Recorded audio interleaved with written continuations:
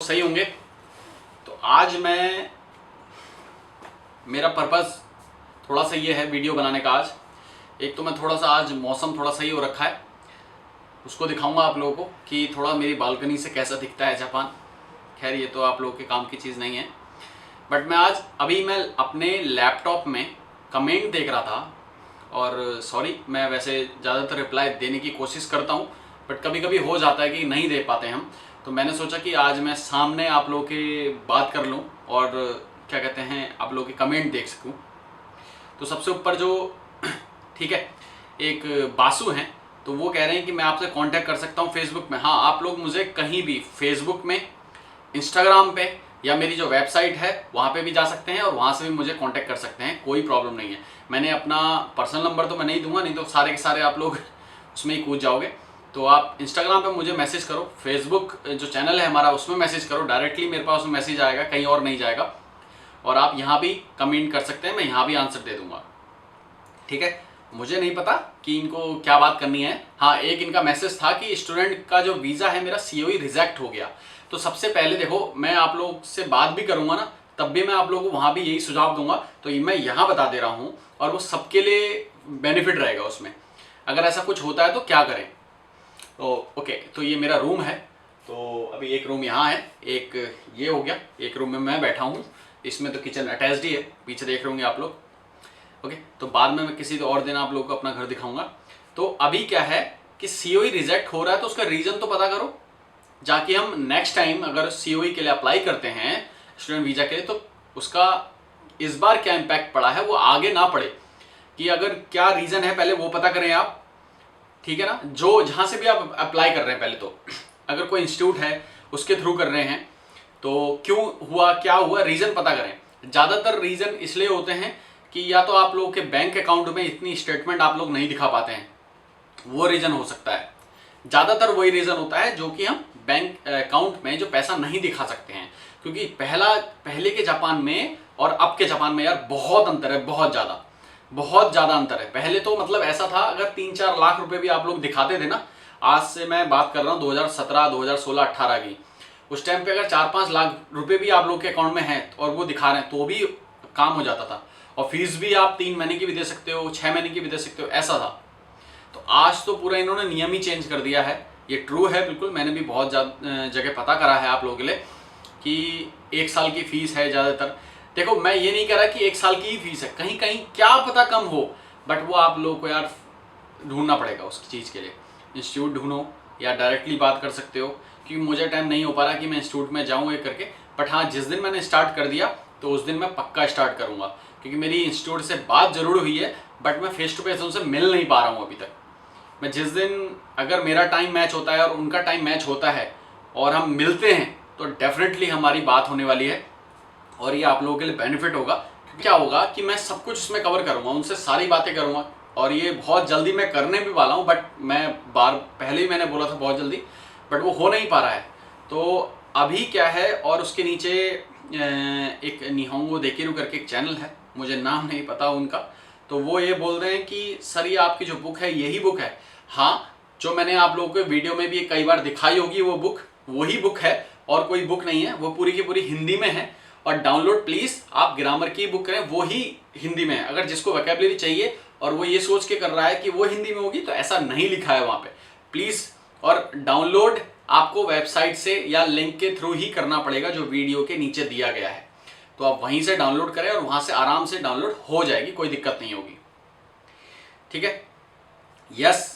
एक और हैं जिन्होंने ये बोला है कि 7 साल का गैप है, मेरी बैकलॉग लगी है, तो स्टूडेंट वीज़ा मिल जाएगा मुझे। यस, आप, ऐसा नहीं है, यहाँ पे 35 के भी हैं, 37 के भी हैं जो यहाँ पे स्टूडेंट वीज़ा पे लेके बैठे हुए हैं। ऐसा कुछ नहीं है, सब कुछ मिलता है, बट ट्राई करो। लक अगर साथ दिया तो सब कुछ होगा, नहीं दिया अब कुछ करना ही नहीं है, सोचना है, तो उससे बेटर है कि यार फेल होना है तो करके फेल हो। तो आप ट्राई करो, उसमें अच्छी बात है कि ट्राई करने से बेनिफिट मिलेगा। और एक फिदा आलम है ओके, तो वो ये बोल रहे हैं सर कि इंडियन जापान में एसी टेक्नीशियन का काम कर सकते हैं।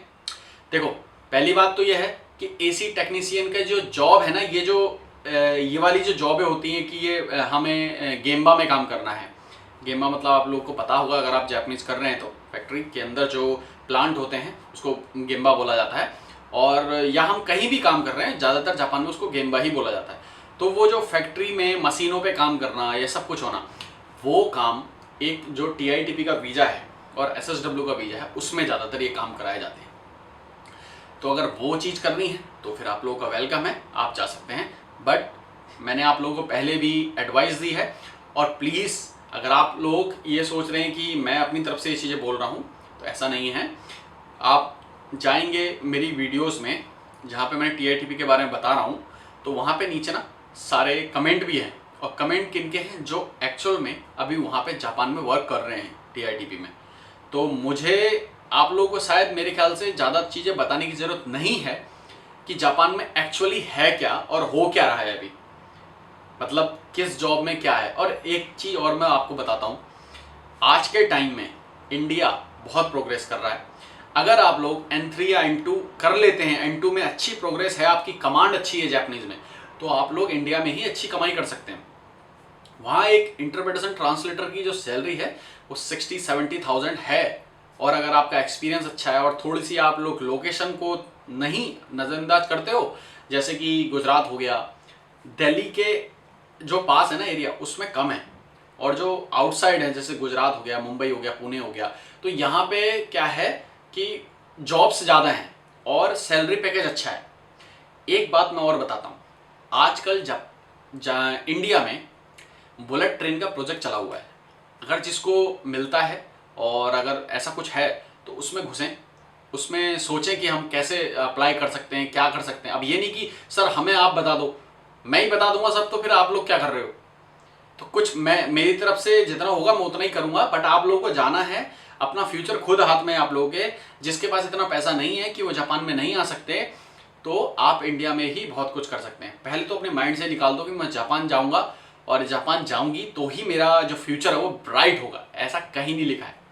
ये बिल्कुल माइंड का एक वो है कि हाँ ऐसा ही कर। अरे अगर जॉब मिल रही है, प्रोफेशनल वीजा है, तो आ सकते हो, कोई दिक्कत नहीं है। वाइट कलर जॉब अलग होती है।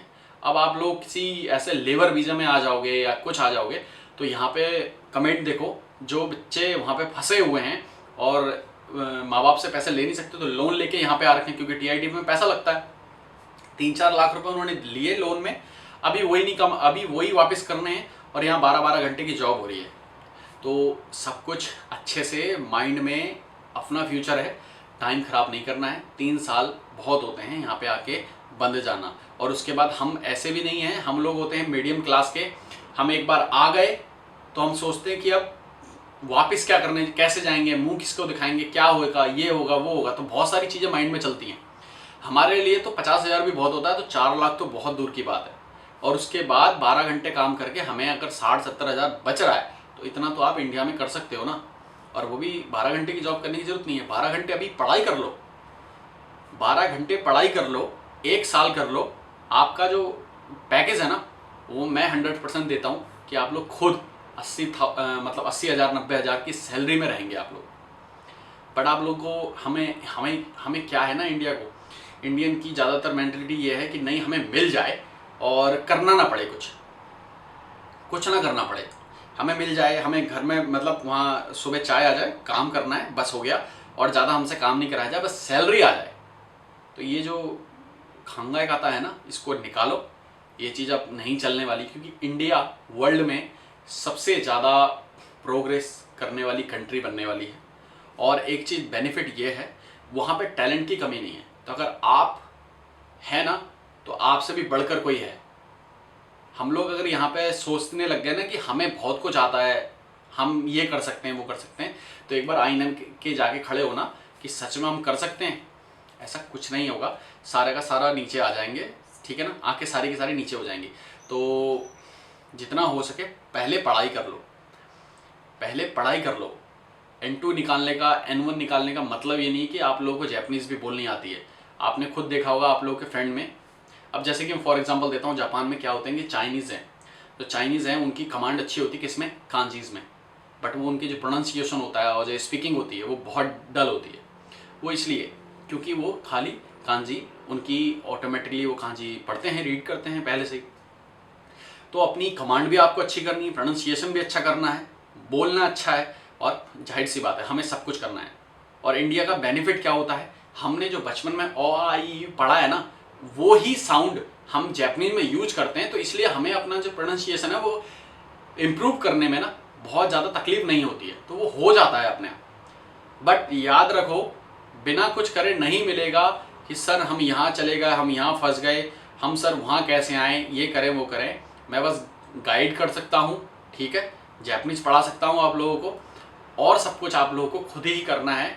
12 घंटे यहाँ देने से अच्छा 12 घंटे 1 साल लगातार घर में बैठ के पागल कर दो खुद को, पढ़ लो, बिल्कुल मत दिखो कहीं, जरूरी नहीं है 1 साल बहुत हो जाएगा। 12 घंटे यहाँ जॉब करने से अच्छा ना 10-12 घंटे वहाँ पे पढ़ाई करके देखो, जैपनीज पढ़ाई करो, साथ में कोई कोर्स करो आईटी का, और सब कुछ है यहाँ वहाँ पे भी, आप लोग करो तो सही। 12 घंटे पढ़ाई करने का मतलब यहाँ जॉब करने से अच्छा है, मैं तो कहूँगा कि वहाँ पे बिल्कुल कमरे में बंद कर लो अपने आप को, 1 साल बाद देखो तो सही आपका क्या कैपेबिलिटी बन के निकल रहे हो आप।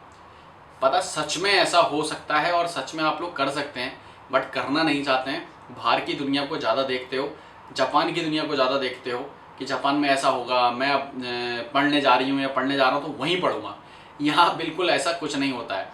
यहाँ पे आप लोगों को आके ऐसा कुछ नहीं है कि आप लोग पढ़ने आते हैं, और इंडियन खासकर यहाँ पे आके पढ़ता नहीं है खाली, उसको जॉब भी करनी पड़ती है, और जॉब में जब पैसा मुँह लगता है तो जॉब ही जॉब दिखती है और कुछ नहीं दिखता।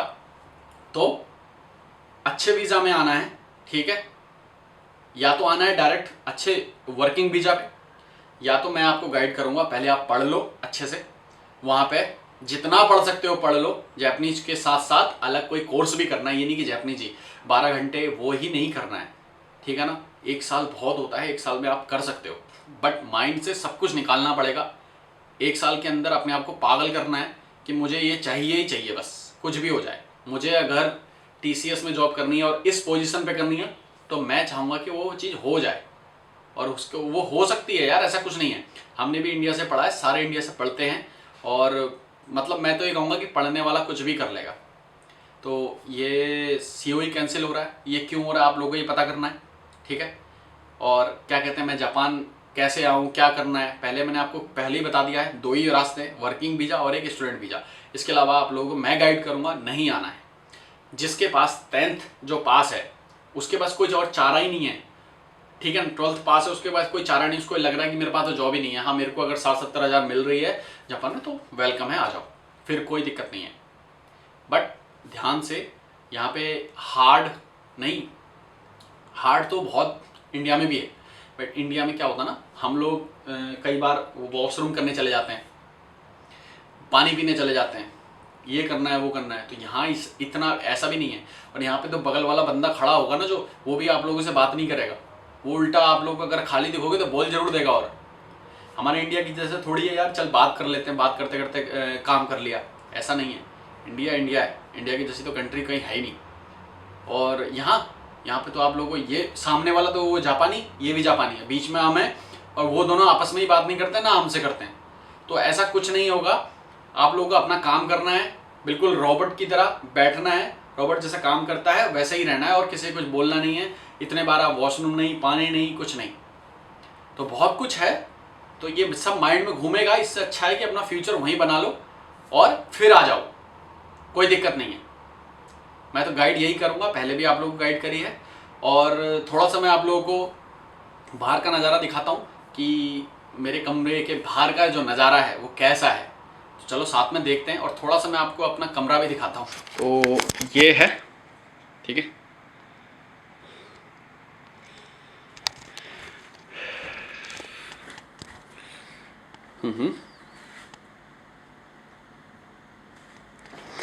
चलो ओके, तो बाहर का नज़ारा दिखाते हैं ज़रा आप लोग थोड़ा सा। ये है घर के बालकनी का बाहर का नज़ारा, जहाँ पे मैं अभी यहाँ पे एक चीज़ बहुत अच्छी है कि आपको गवर्नमेंट के फ्लैट भी मिल जाएंगे यहाँ पे, जो कि और अपार्टमेंट से सस्ते होते हैं, ठीक है। ये है, देखो ऐसी बालकनी, पूरा मतलब हरा भरा बना रखा है इन्होंने। थोड़ा सा मैं पास करके दिखाता हूँ आप लोगों को, सारी की सारी चीज़ें यहाँ पे मतलब फॉलो, देख रहे हो गाड़ी रुकी हुई है, कोई आगे पीछे कुछ नहीं जाना, भागना नहीं है, ये चीज़ें अच्छी हैं। बट ये लोग यार दिल के ना, दिल तो मतलब बेच के आ गए हैं ये लोग, दिल नहीं है इनके पास। तो ये मत सोच के आना कि जैसे हम इंडिया में करते हैं नाराज़ हो जाते हैं किसी से कि वो बुलाएगा मनाएगा, ऐसा कुछ नहीं है यहाँ पे। बी प्रोफेशनल बस, उसके अलावा कुछ नहीं है। तो चलो मिलते हैं नेक्स्ट वीडियो में, ध्यान रखना। और जो मैंने आपको गाइडेंस दी है प्लीज़ अगर उसको यूज़ कर सकते हो तो करो, और आगे आपकी मर्ज़ी। चलिए ठीक है, बाय बाय, मिलते हैं नेक्स्ट वीडियो में। और कुछ भी हो तो मेरे को आप कमेंट मैसेज कहीं भी कर सकते हैं। ओके।